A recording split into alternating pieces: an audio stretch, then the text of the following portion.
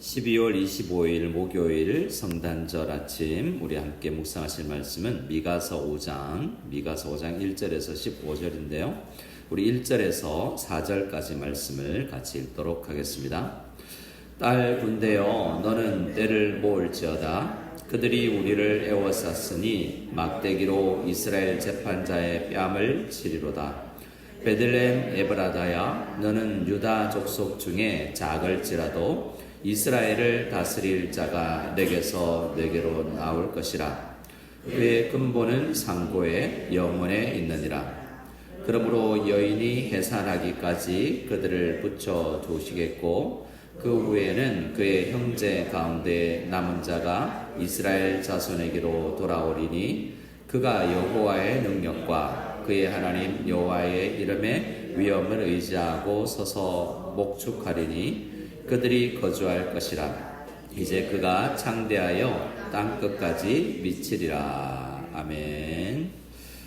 우리 이 아침에 새벽에 한번 인사할까요? 아직 화장도 안 하고 그래도 이쁘십니다. 그래서 우리 함께 같이 인사하겠습니다. 메리 크리스마스. 메리 크리스마스. 네. 목동들은 어제 새벽송을 돌고 피곤해서 자고 있는 것 같습니다. 우리 아이들이 한 30명쯤 우리 교회에서 밤을 목동들처럼 나신 예수님의 탄생을 생각하고 우리 새벽송도 돌았는데요. 저희 집에도 왔었습니다. 예수님 탄생했다라는 것이 기뻐할 일들인 거죠. 오늘 미가서 5장 말씀은 우리가 지난 주일날 보았던 마태복음 2장에 나오는 말씀의 예언이 기록되어 있는 것입니다. 동방박사들이 와서 유대인의 왕으로 나신 이가 어디 있느냐라는 것을 질문했을 때 헤롯 왕이 대제사장과 백성의 서기관들을 모아서 그리스도가 이 헤롯도 절반의 유대인이고 잘못된 왕이지만 그리스도를 알고 있었던 거죠. 유대인의 왕으로 날 리가 어디에서 나겠느냐라고 했는데 그리스도, 다른 말로 메시아가 어디에서 나겠느냐라고 물었기 때문입니다. 자, 대제사장들과 서기관들은 오늘 본문을 떠올렸습니다. 유대 베들레헴아 너는 유대 고을 중에 가장 작지 아니하다. 작은 시골 동네지만 왜 작지 아니하면 그곳에서 이스라엘을 다스리는 목자가 태어날 것이기 때문입니다. 그 예언을 지금 미가가 하고 있는데 실제 미가가 살았던 그 당시는 쉽지 않았습니다.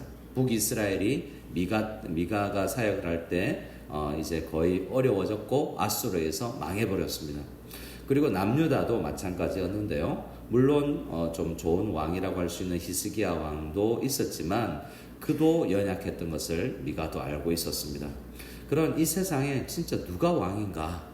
진짜 어떤 왕이 올 것인가? 분명히 하나님 왕의 통치를 통해서 우리를 다스린다고 이야기했는데 이 왕으로 가능할까라는 생각이 들 때에 미가는 이렇게 예언을 했고 그 왕이 오셨습니다. 1절 말씀에 딸 군대여 너는 때를 모을지어다. 그들이 우리를 애워쌌으니 막대기로 이스라엘 재판자의 뺨을 치리로다 라고 이야기를 하고 있습니다. 4장 마지막에도 이 다스릴 자와 이스라엘 백성들이 굉장히 어려움을 당하고 수모를 당하고 뺨을 맞을 정도의 그런 상황이 될 것이다 라고 이야기합니다. 하지만 멸망하진 않아요. 예수님도 수치를 당하시고 침뱉음을 당하시고 뺨을 맞았지만 그 왕이신 예수님께서 이 땅에 오셔서 그러한 과정을 겪었지만 예수님은 우리를 온전히 구원하기 위해서 모든 과정을 거치셨죠. 자, 2절 말씀에 이제 끝내 언젠가 베들레헴 에브라다에서 다스릴 자가 나오게 될 것을 이렇게 이야기했습니다. 다시 한번 2절을 같이 읽어볼까요? 베들레헴 에브라다야 너는 유다 족속 중에 작을지라도 이스라엘을 다스릴 자가 내게서 내게로 나올 것이라. 그의 근본은 상고에 영원에 있느니라. 아멘. 마태복음에 인용되지 아니한 왕이 오시는데 베들레헴에서 태어날 것인데 이스라엘을 다스릴 분인데 우리 마태복음에 인용되지 않은 부분은 마지막에 그의 근본은 오실 그분은 사실은 상고에 영원에 기초한 분이다 라고 이야기합니다. 그러니까 다윗하고 다른 것이고 이 세상에 있었던 어떤 왕과도 다른 오래전에 영원전부터 있는 그분이 왕으로 오셔야 된다라는 것을 이야기하고 있습니다. 3절에는 이렇게 이야기하는데요. 그러므로 여인이 해산하기까지라고 되어 있는데, 여인이 해산하기까지 하면 그냥 마리아와 예수 그리스도를 생각할 수 있지만 그렇게 우리가 해석하기도 합니다. 근데 여인이 해산하기까지, 이 말은 우리에게 왕이 오시기까지, 참된 왕이 오시기까지 그들을 붙여주시겠다라고 이야기합니다. 그들을 붙여주겠다는 말이 뭘까요? 우리가 살아가는 세상에 아수르, 그러니까 북이스라엘을 망하게 했던 아수르나 또 바벨론, 남유다를 포로로 끌려갔던 바벨론이나 또 그들을 무너뜨렸던 페르시아나 또 그 이후에 헬라, 로마가 이르기까지 여러 하나님의 백성들은 어려움을 겪는 시기가 있다는 것입니다. 그래서 그들을 붙여주겠다라는 말은 이제 우리에게 성도들을 성도되게 하기 위해서 우리는 싫지만 우리가 어렵다고 생각하는 그것들이 우리에게 하나님께서 우리에게 또 주실 수도 있다라는 이야기를 오늘 말씀이 하고 있습니다. 하지만 우리는 망하지 않습니다. 그런 어려움이 있고 하나님의 백성들에게 많은 고난이 있지만 우리가 어떻게 되냐면 그들을 붙여주시겠고 그 후에는 그의 형제 가운데 남은 자가 이스라엘 자손에게로 돌아오리니 라고 이야기합니다. 끝내 우리는 하나님 앞에 심판을 받는 것 같이 보이지만 우리에게 필요 없는 군더더기 살을 빼는 것과 비슷한 것이죠. 자, 그래서 우리 저도 좀 있습니다만은 자꾸 너무 아깝다라고 생각하고 이거 좋은데 이거 키우려고 내가 얼마나 에너지를 쓰고 많이 먹었는데 라고 생각하지만 하나님은 필요 없다, 좀 없애도 된다라고 해서 우리에게 헬스 트레이너를, 우리가 피트니스 트레이너를 붙여주시겠다라는 것과 비슷하게 힘들지만 정말 그만두고 싶지만 결국 그걸 통해서 우리를 불러 모아서 남은 자로 우리를 교회로 유지시키겠다라는 것입니다.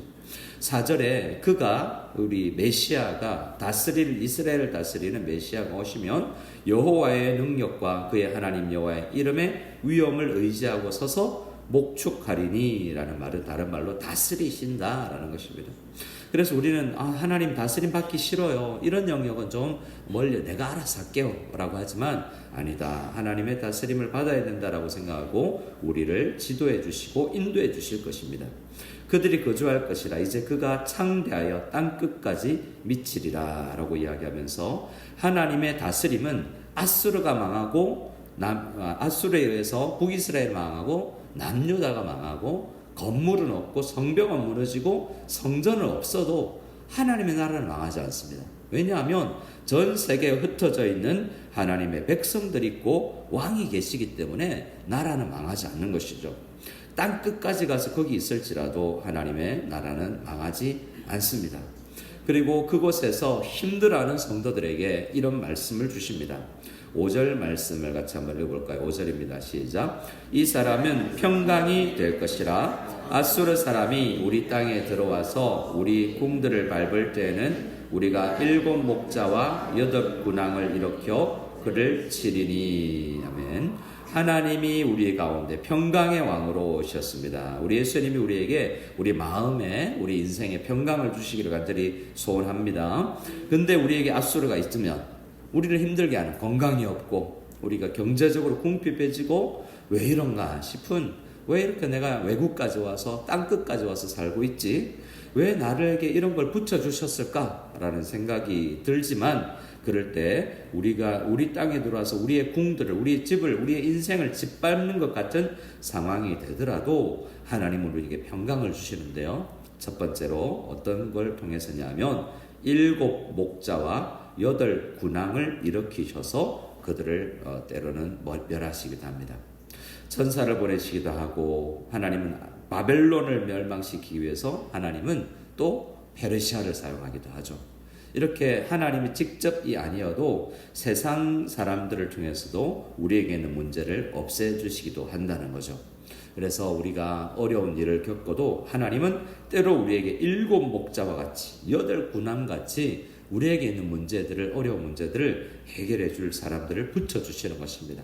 이 아침에 기도할 때 예수님도 우리를 도우시지만 하나님이 우리를 이렇게 보내시는 사람들이 있어서 그들이 우리에게 도움이 된다는 것을 생각하고 하나님 7 목자가 필요합니다. 8 군왕으로 내 문제 좀 해결해 주십시오라고 의탁할 때 해결될 수 있을 줄 믿습니다. 6절 말씀에 그들이 칼로 아수르 땅을 황폐하게 하며 라고 이야기하면서 우리에게 계속 괴롭힘의 문제는 인생 이 세상 살 동안은 항상 어려움이 좀 있을 것, 이제 이해하기 힘들지만 우리를 짓밟을 것 같은 상황이 있습니다. 하지만 결론은 어떻게 되냐면 6절 제일 하반절에 6절 마지막에 그가 우리를 한번 같이 읽어보겠습니다. 그가 우리를 그에게서 건져내리라. 우리 주님께서 우리를 결국 이 모든 가운데서 이제 멋진 신앙으로 만들어내고 육체적으로는 그렇지 않을지라도 신앙적으로 멋진 사람으로 만들어내고 건져내신다라는 약속을 하고 있습니다. 이게 베들레헴 에브라다에서 태어나실 예수 그리스도께서 우리에게 하실 일입니다. 예수라는 이름이 죄에서 그들을 하나님의 백성을 건져낸다, 구해낸다는 뜻이기 때문에 예수님이 우리에게 있는 죄뿐만 아니라 우리에게 있는 어려운 문제들까지도 극복해내고 그 가운데서 평강을 이룰 수 있는 그러한 마음의 상태를 만들어내실 수 있도록 우리 주님 앞에 의탁하며 나아가는 이 새벽이 되기를 원합니다. 7절 말씀에 야곱의 남은 자는 우리입니다. 교회죠. 어려운 과정 속에서 흩어진 아수르로 바벨론으로 쫓겨간 사람들, 여러 가지 상황 가운데서 필리핀으로 다양한 이유로 온 우리들을 포함한 그런 것입니다. 근데 우리 야곱의 남은 자 교회는 하나님의 백성들은 많은 백성 가운데 있으리니 라는 말이 흔히 우리가 쓰는 말이 있지 않습니까? 디아스포라, 흩어진 사람들. 많은 백성 가운데 있는 것은 어떤 사람은 이 루손 섬에, 어떤 사람 비사야스, 어떤 사람은 민다나오, 어떤 사람은 베트남의 다양한 곳에 여러 백성들 가운데 흩어져 살아가는 성도들이 있습니다. 근데 그들은 힘들죠. 외국살이가 항상 행복하죠. 저처럼. 근데 여러분들은 때로는 힘들 때도 있지 않습니까? 외국에 흩어져서 산다는 게 쉽지 않을 때도 있습니다. 부모님도 보고 싶을 때가 있고 가족들, 친구들 하다못해 한국에 항상 여기서 밥 먹으면서 이건 어디가 더 맛있는데, 한국 어디가 더 맛있는데, 외국살이라는 것은 쉽지 않을 수 있습니다. 근데 하나님의 백성으로 살아가는 것은 더 그럴 수도 있습니다. 근데 결국 우리는 하나님의 어디에 살아도 하나님의 백성임을 생각하고 우리 7절 이하에는 그러나 흩어진 백성들이 그 땅에서 놀라운 빛을 발하는 그리스도인으로 멋있는 사람으로 살아갈 수도 있다라는 이야기를 해주고 있습니다. 끌려갔는데, 흩어졌는데, 망했는데, 성전 없는데, 성벽은 무너졌는데, 이방으로 끌려갔는데 그곳에서 멋진 신앙인이 된다라는 겁니다. 어떤 사람이 있습니까? 이집트로 끌려갔던 요셉, 그리고 바벨론으로 끌려갔던 다니엘, 페르시아 왕국 속에서 에스더, 그런 사람들은 그 나라에서 이 흩어진 야곱의 남은 자들이었지만 멋있는 사람이고 그 나라를 살게 하고 그 나라의 길이 되는 사람들이 아니었습니까? 7절 말씀부터 야곱의 남은 자는 많은 백성 가운데 있으리니 그들은 여호와께로부터 내리는 이슬 같고 필리핀 땅의 이슬 같은 존재, 그들은 풀 위에 내리는 담비 같은 사람, 필리핀 땅에 그러한 사람들의 영혼을 생기있게 만드는 사람이 같아서 사람을 기다리지 아니하며 인생을 기다리지 아니할 것이며 하나님만 믿고 의지하는 사람.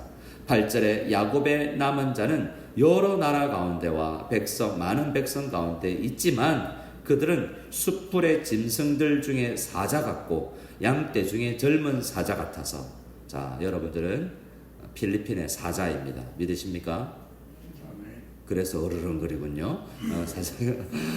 필리핀의 사자라는 것은 짐승들 중에 제일 멋있는 짐승, 그러니까 동물의 왕국에서 가장 왕이라고 이야기하고 멋짐을 이렇게 표현하는 겁니다. 멋진 사자가 마치 이 만화 영화에 나오는 이 라이온 킹에 나오는 멋지게 갈퀴를 이렇게 휘날리며 멋지게 서 있는 사람처럼 다른 짐승들은 움츠려 있고 다른 동물들은 도망다니지만 굳건하게 서 있는 그런 신앙인을, 비록 외국에서 살아가고 돈은 없고 어렵지만 그 나라 가운데서 이렇게 멋지게 서 있을 수 있다라는 것입니다. 그래서 때로는 같아서 만일 그가 지나간즉 밟고 찢으리니 능히 구원할 자가 없을 것이라는 말은 폭력적으로 기록되어 있지만 아주 힘있게 인생을 살아갈 수 있는 힘겹 평강이 있을 뿐만 아니라 오히려 그 세상 가운데서도 멋진 신앙이 될 수 있다라는 이야기를 하고 있습니다. 내 손이 내 대적들에 들려서 내 모든 원수를 진멸하기를 바라노라 해서 우리 주님을 모시고 살아가는 성도들은 우리를 괴롭히는 원수들, 사탄 마귀, 우리를 죄짓게 하는 그들을 이겨낼 수 있는 멋진 신앙인이 될 수 있도록 하신다라는 것입니다. 필리핀에 살아가는 우리가 그렇게 멋있는 신앙인들이 다 될 수 있기를 소원합니다. 10절부터 보면 우리가 없애야 될 우리 가운데 있는 어려운 것들을 이야기합니다. 여호와께서 이르시되 그날에 이르는 내가 내 군마를 내 가운데서 멸절하며 라고 이야기하는데요. 여기 영어 성경에 보면 10절부터 13절까지 똑같은 동사가 사용되고 있는데요. I will cut off, 잘라내버릴 것이다 라고 이야기합니다. 우리는 신앙생활 하면서 분더더기가 있죠. 우리 예수 믿지만 우상을 만들었어. 하나님께서 주신 좋은 거지만 하나님께 나아가는 것을 가로막는 것들이 있는데 그걸 잘라버려라 라고 이야기를 하고 있습니다.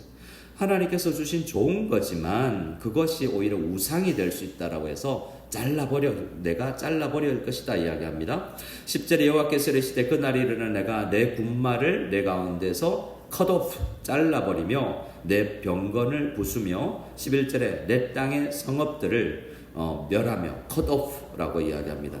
군마와 병건은 공격이라면 11절에 내 땅의 성읍들은 수비하는 것이죠. 근데 우리가 의지하는 것이 하나님이 아니라 내 돈, 내 건강, 내 사람들이라면 그거 아니다. 그거 좋은 거지만 의지하지는 마라. 그건 많을 수도 있다. 하지만 있어도 하나님만을 의지하는 사람이 되어야 된다라는 것을 우리에게 이야기합니다. 오직 예수 그리스도, 우리를 다스리는 예수님으로 인해서만 의지하고 평강을 얻고 승리할 수 있는 우리가 될 수 있고, 세상에 있는 돈과 많은 도구들은 하나님의 복음을 이룰 수 있는 도구라는 것을 생각하며 나갈 수 있는 우리 다 될 수 있기를 원합니다. 또 12절에 내가 또 복수를 내 손에서 컷오프, 잘라버릴 것이다.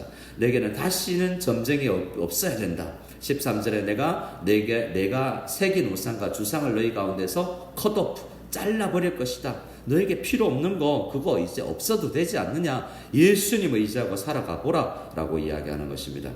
14절 15절을 읽고 마치겠습니다.